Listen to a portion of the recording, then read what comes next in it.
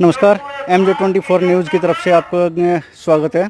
और आज हम आए हैं सोनीपत न्यू कोर्ट में, जिसमें आज किसानों का आंदोलन चल रहा है और अलग अलग संगठनों के लोग किसानों का समर्थन देने आए हैं, जिसमें सरकार द्वारा बर्खास्त PTI व हमारे भगत सिंह ब्रिगेड के कुछ जवान हमारे बीच में हैं। इस सरकार से हर वर्ग दुखी हो चुका है। जो भी इस सरकार के सताए हुए हैं वो सभी यहाँ पर एक साथ इकट्ठा होकर किसानों को अपना समर्थन दे रहे हैं।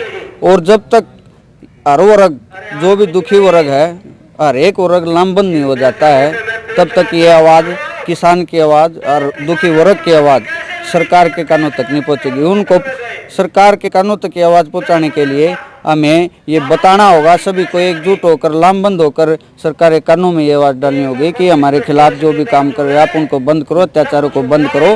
हर वर्ग इस सरकार से दुखी हो चुके हैं। जी, पिपली में जो किसानों के ऊपर लाठीचार्ज हुए हैं उसके बारे में कुछ कहना चाहेंगे? उसके बारे में देखो, हर एक आदमी है, कोई भी इसमें, हर एक किसी भी फील्ड का होता है, जब भी उनके अच्छे के लिए या बुरे के लिए कुछ भी किया जाता है तो उनके पास बैठा जाता है। हमारे माननीय प्रधानमंत्री नरेंद्र मोदी जी भी कहीं भी विदेशों में जाते हैं, वहाँ पर बिजनेस का और किसी भी चीज़ का लेन देन होता है तो उनके साथ अडानी, अंबानी, हर एक बिजनेसमैन को अपने साथ लेके जाते हैं।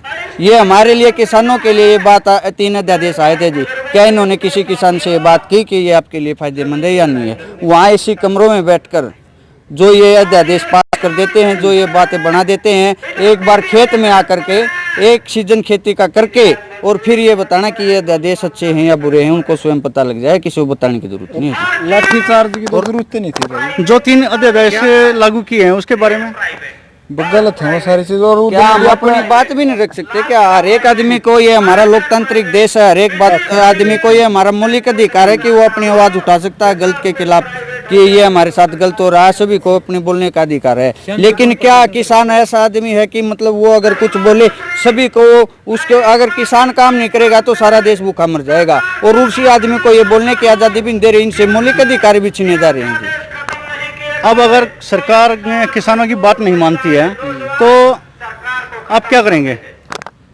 हम जी, सरकार अगर बात नहीं मानती है, पहले तो हम डंके चोट पे जितना टाइम है ये कर सकते हैं, अपनी मर्जी चला सकते हैं। लेकिन ये लोकतांत्रिक देश है, एक दिन इन्होंने परीक्षा देने के लिए आना होगा, तब इनको हम बताएंगे कि ये जो तुम्हारा तानाशाही सरकार है, ये तानाशाह ज़्यादा समय के लिए नहीं चलेगा। और हम एकजुट होंगे, एकजुट होकर लड़ेंगे।